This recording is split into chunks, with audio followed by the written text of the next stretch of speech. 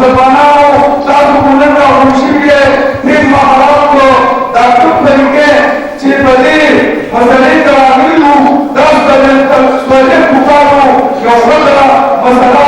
چې الله پاک نن نننۍ ورځ باندې د مینې د هغې ورځ مبارک شوې وه دا نننۍ ورځ دا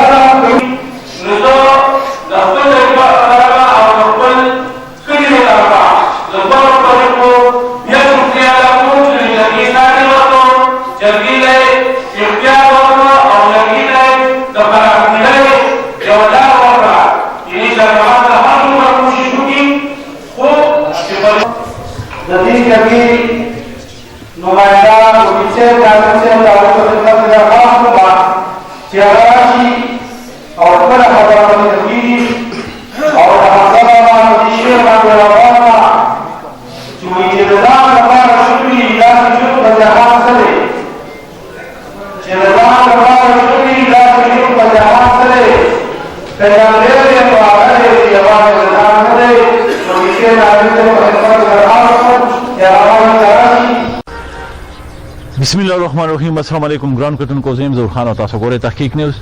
کتونکو نننی پروګرام موږ د یو ډېر د خوشحالۍ پروګرام دی. د خوشحالۍ به درته کوم چې کله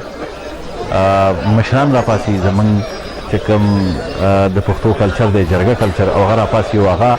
یو دوه کورونو په منځ کې کشالۍ لبداوي او دښمنۍ ختمي، نو دې ته موږ د خوشحالۍ پروګرام وایو. او دا عموما زموږ د پښتنو دپاره هم د خوشحالۍ، ولې چې د دښمنۍ د لاسه ډېر کورونه برباد شي، د هغې سره سره زموږ د ماشومانو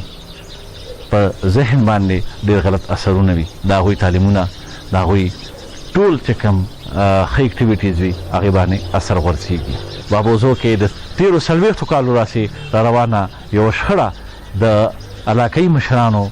په کوششونو باندې هغه نن همواره شوله. د دې مشرانو کې ډېر خواږه درانه د یونین کونسل قاسمي سره تعلق لرونکي یو ډېر نامور مراد علي ناظم، د دې سره سره د بابوزو وکیل سید، د میاخان حافظ سلیم او د کویبر مول سره تعلق لرونکي ریټایرډ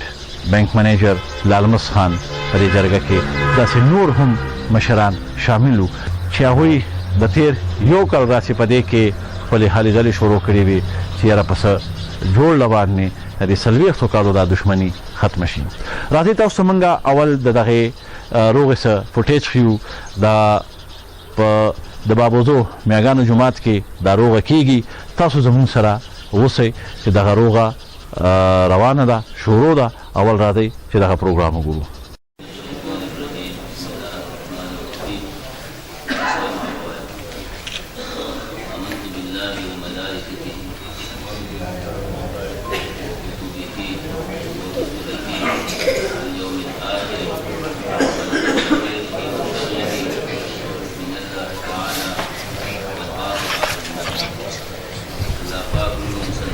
دې کتونکو تاسو په دې وخت کې په سکرین باندې وینئ چې د بابوزو سره تعلق لرونکي چې د بابوزو رهایشي دي پیر زرغون شاه، پیر روزي شاه، سجاول شاه او سید فیروزګل. دویم طرف ته شاه حیدر، بنارس خان، شاد خان وغیره دا ناست دي او دوی په قرآن پاک باندې لاس کېښودو.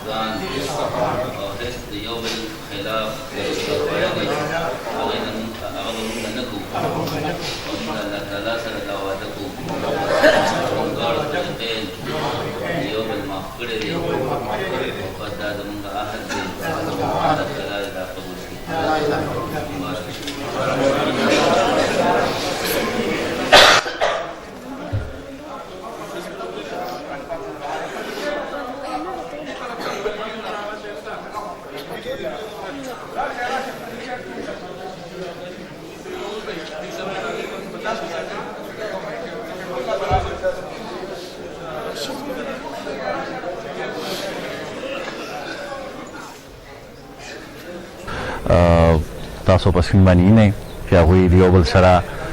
مسافه کوي د ورورولۍ هغه لاسونه یو بل له ورکړل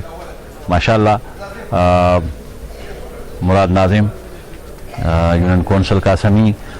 وکیل سید یوسی بابوزی او حافظ سلیم صاحب یونین کونسل کوی برمول میاں خان کلی سره تعلق لري د دوی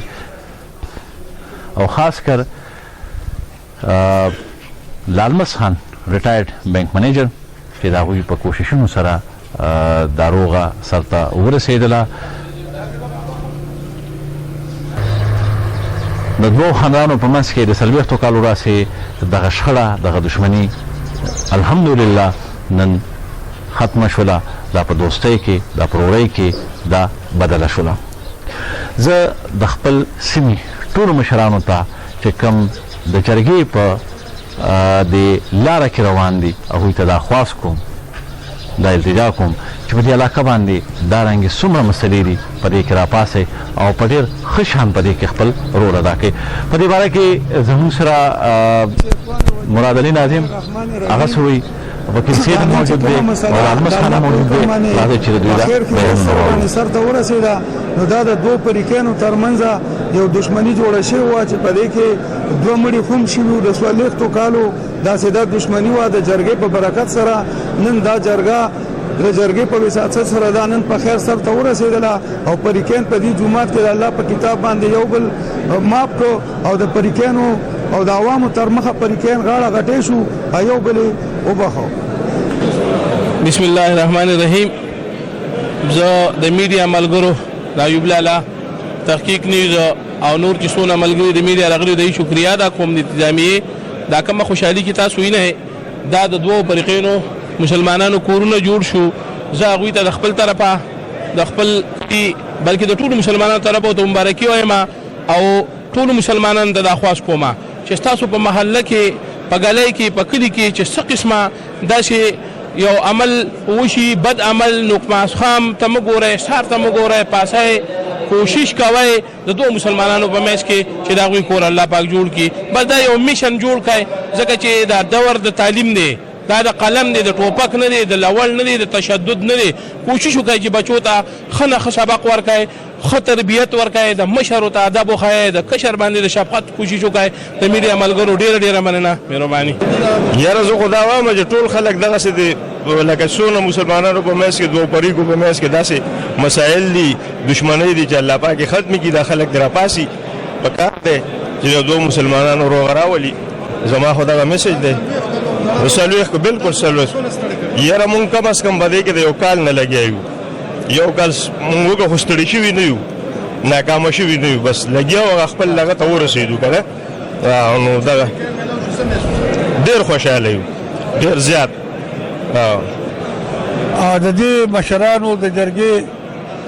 د اخلاص شکریه ادا کوو چې دونه ښه اقدامات کوي. موږ په خپله کمزوري شوي بیماران